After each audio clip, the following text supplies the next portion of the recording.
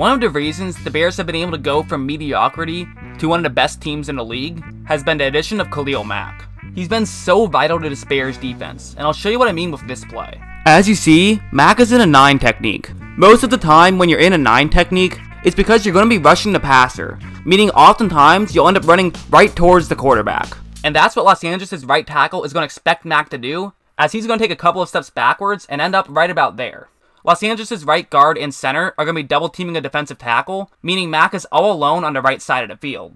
Mack reads all of this very quickly and sees that since Los Angeles' right tackle has moved a couple of steps backwards, he can just break to the inside. Now typically the problem with doing that is it gives up containment, as the quarterback could then just move to the outside of the pocket. However, Mack's so quick, he gets to Goff, and Goff can't get out of the pocket. Goff ends up having to throw it away, and it ends up being a good play for Chicago. It becomes a big dilemma for opposing offenses. If you try to leave a tackle one-on-one against Mack, he can eat you alive. However, if you pay him extra attention, it could be bad news as well. As you see on this play, the Rams are going to have a tight end initially block Mack, and then he's going to run a route to the outside. From there, the Rams are going to have their left guard and tackle double team Mack. This basically means that they absolutely will not be getting beat by Mack on this play. However, clearly you can't put all of your attention on Mack, as the Rams now have their center guarding Roy Robinson-Harris. And Robinson-Harris is able to win his one-on-one matchup pretty well, and he gets the Goff. Another key thing about Mack is how the Chicago Bears scheme to make him more effective. As you see here, the Bears have a defensive tackle and a 2 concept. This basically forces the Packers to either bring in a tight end to the left side of the field,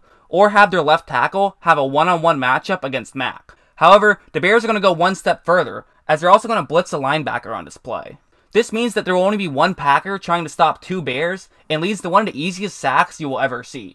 Really, the only way to beat Mack in a one-on-one matchup is to have quick footwork. As you see here, Packers are going to have Alex Light take on a one-on-one matchup against Khalil Mack. If you're going to stop Mack, you really have to move a couple of steps back and over to the left a little. Light instead doesn't do that really at all. Also, as you see, his feet are almost parallel with the yards marker, which isn't a situation you want to be in. Here, Light basically wants to grab Mack's left bicep, which will then move up to his shoulder pad, and then his right pec. That would be the best hand placement to stop Mack. However, since his foot placement isn't great, Mack can simply move to his outside, and Light now has a long way to go to reach Mack's pec. Mack's able to knock his hand out of the way, and because of that, this now gives Mack great positioning. Mack's able to basically just run over him and get the Rodgers. When it comes to the battle between a defensive end and a tackle, speed is everything. Mack has been faster than pretty much every tackle he's faced. However, I don't know if he's faced a tackle quite as quick as Lane Johnson. I mean, he has actually faced Lane Johnson before in the past. However, that was last year when Mack was still with the Raiders. And in that situation, Oakland didn't have a lot of pass rushers outside of Mack, and Philadelphia was able to double team Mack pretty constantly. Now with Mack on a much better line, Philadelphia won't be able to do that as much. Lane Johnson's one of the quickest left tackles in the league. Look at this play for example. I stopped the play right after the ball was snapped, and as you can see, Lane Johnson is easily the first guy moving.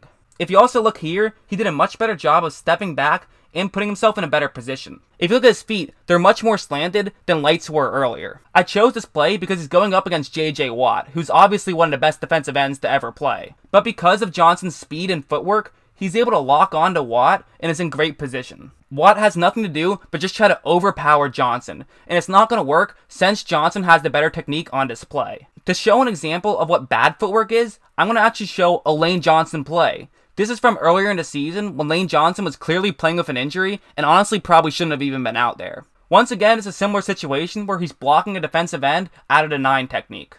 As you see, Harold Landry pretty much has 2 options. He can run straight at Johnson towards the inside, or break to the outside. Because Johnson's currently hobbled, he isn't able to get back and to the side like he usually likes to. This is going to result in him having terrible hand placement. I mean, his right hand is basically on Landry's right shoulder, which is just terrible positioning. Landry runs right by him, gets the Wentz, and ends up getting a strip sack out of it. You take one of the best tackles in the game, and put a hindrance on his footwork, and he becomes one of the worst tackles in the game. And while I do think it's going to be a big matchup between Mack and Johnson, it's worth mentioning that Mack doesn't just stay on one side of the field. He likes to bounce around and go to either side. And personally, if I'm the Bears, I'd feel more comfortable having him lined up against Peters than having him lined up against Johnson. That's not because I think Peters is bad. He's certainly not the guy he once was. However, he still is a very valuable tackle. But despite that, he's a guy who tends to rely on his strength more so than his speed. As you see here, this is a play where he's lined up against Gregory. Instead of doing what Johnson did those last couple of plays by taking multiple steps back and a step to the right, he's essentially just going to take one quick step to the left. Gregory now knows that he shouldn't face Peters straight on and should instead try to get around him. Because Gregory is much faster than Peters,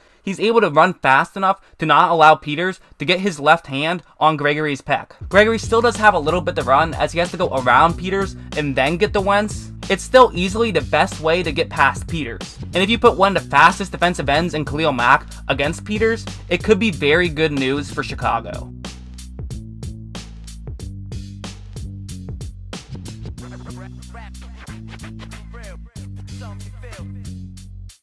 And you know,